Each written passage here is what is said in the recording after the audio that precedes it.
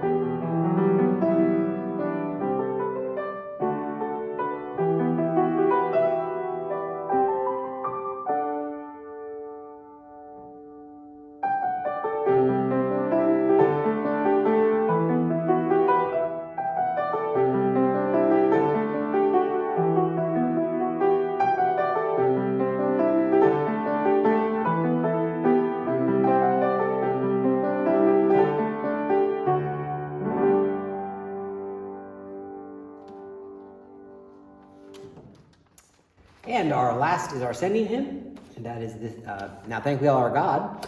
And there are two versions of this, much like A Mighty Fortress. There's the rhythmic version, which is the original, and then there's the isometric version, which is the one we know best and we will be singing.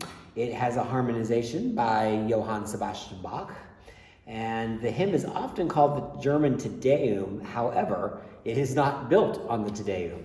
It appears in virtually every German hymnal, and it is in translation in many English hymnals. Now thank we all our God.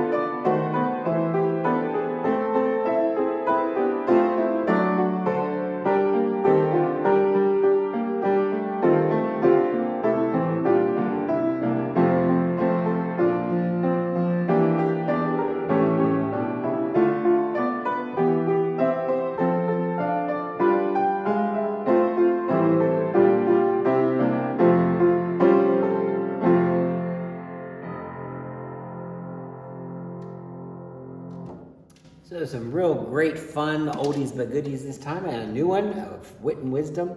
Hopefully you enjoyed that and learned something that you might not have known before. If you're joining us in person tomorrow, 8:30 and 11 o'clock in the sanctuary, we will be live streamed at 11 o'clock on our YouTube channel as always. Thanks again for joining me this evening. Hope you have a great evening. We'll see you next week.